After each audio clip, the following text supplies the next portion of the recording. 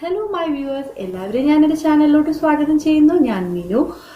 ഇന്ന് നമ്മൾ വന്നിരിക്കുന്നത് കുറേ കിച്ചൺ ടിപ്സുമായിട്ടാണ്. എല്ലാവർക്കും യൂസ്ഫുൾ ആയിട്ടുള്ള, ഡെയിലി നമ്മുടെ ലൈഫിലൊക്കെ യൂസ്ഫുൾ ആയിട്ടുള്ള കുറേ കിച്ചൺ ടിപ്സാണ്. അതിനകത്ത് കുറേ സ്റ്റോറേജിൻ്റെ ടിപ്പുകളുണ്ട്, അതുപോലെ പാല് തിളച്ചു പോകാതിരിക്കാനുള്ള ടിപ്സ് ഉണ്ട്, പിന്നെ നമ്മുടെ മിക്സഡ് ഗ്രൈൻഡറിൻ്റെ ബ്ലേഡില്ലേ അത് മൂർച്ച കൂട്ടാനുള്ള ടിപ്സ് ഉണ്ട്, അതുപോലെ നമ്മുടെ സ്റ്റിക്കേഴ്സ് ഒക്കെ ഉണ്ടാവില്ലേ ഈ പ്ലേറ്റ്സിലും അതിനകത്തൊക്കെ ഉണ്ടാകുന്ന നല്ല ഗമ്മുള്ള സ്റ്റിക്കേഴ്സ്, അപ്പൊ അതൊക്കെ എങ്ങനെ റിമൂവ് ചെയ്യണം, അങ്ങനെ കുറേ ടിപ്സ് ആയിട്ടാണ് വന്നിരിക്കുന്നത്. അപ്പൊ നമുക്ക് നമ്മുടെ വീഡിയോയിലോട്ട് കിടക്കാം. നമുക്ക് വീഡിയോ സ്റ്റാർട്ട് ചെയ്യാം. ഫസ്റ്റ് ടിപ്പ് എന്താണെന്ന് നമുക്ക് നോക്കാം. ഇതൊരു ജ്യൂസ് ബോട്ടിലാണ്. അപ്പം ഇതിൻ്റെ നെക്ക് പോർഷൻ നമ്മൾ കട്ട് ചെയ്ത് മാറ്റാൻ പോവാണ്. നിങ്ങൾക്ക് എന്ത് ടൈപ്പ് ഓഫ് ബോട്ടിൽ വേണമെങ്കിലും എടുക്കാം കേട്ടോ. മിനറൽ വാട്ടറിൻ്റെ ആണെങ്കിൽ അതായാലും മതി. അതിൻ്റെ ഷാർപ്പ് എഡ്ജസ് ഒന്ന് നമ്മൾ സ്മൂത്ത് ചെയ്തെടുക്കാൻ പോവാണ്.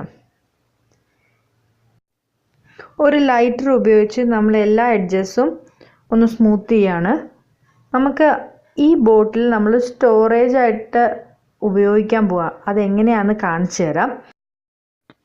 നമുക്ക് ആവശ്യമുള്ള സാധനം ഇതുപോലുള്ള സ്റ്റോറേജ് ബാഗിൽ എടുക്കാം.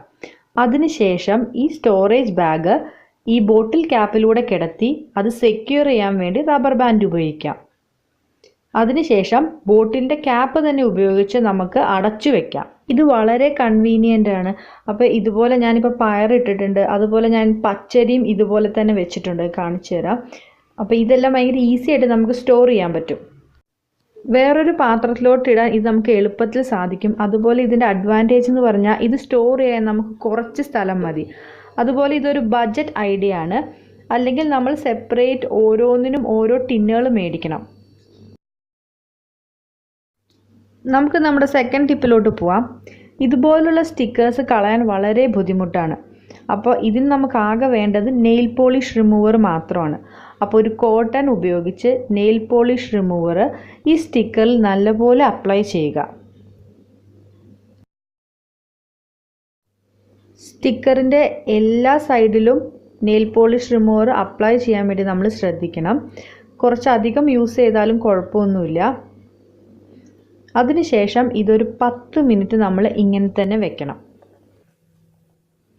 10 മിനിറ്റിന് ശേഷം നമുക്ക് ഈസി ആയിട്ട് ഒരു പാടുപോലും ഇല്ലാതെ ഈ സ്റ്റിക്കർ റിമൂവ് ചെയ്തെടുക്കാൻ പറ്റും.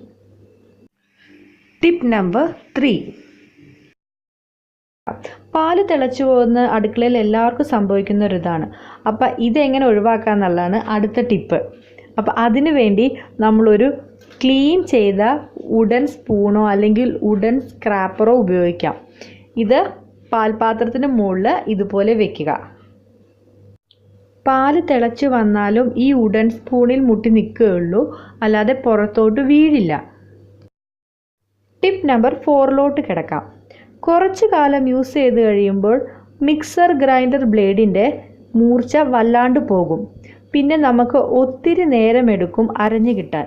അപ്പോൾ ബ്ലേഡിൻ്റെ ഷാർപ്നെസ് കൂട്ടേണ്ടത് എങ്ങനെയാണെന്ന് നമുക്ക് നോക്കാം. ഇതിന് നമ്മൾ യൂസ് ചെയ്യുന്നത് റോക്ക് സോൾട്ട് ആണ്. കുറച്ച് റോക്ക് സോൾട്ട് എടുത്ത് ജാറിൽ ഇടുക. ഇത് മീഡിയം സൈസുള്ള റോക്ക് സോൾട്ടാണ് എൻ്റെ കയ്യിലിരിക്കുന്നത്. നിങ്ങൾക്ക് വലിയ പീസ് കിട്ടുകയാണെങ്കിൽ കൂടുതൽ നല്ലത്.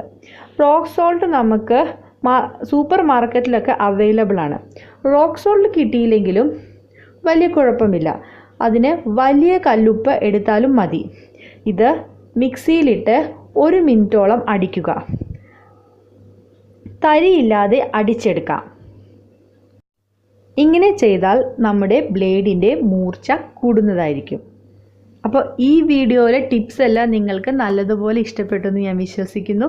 അപ്പോൾ ഇനിയും പുതിയ പുതിയ ടിപ്പുകൾ കിട്ടാൻ വേണ്ടി നിങ്ങളെല്ലാവരും എൻ്റെ ചാനൽ സബ്സ്ക്രൈബ് ചെയ്യുക. Thank you for watching.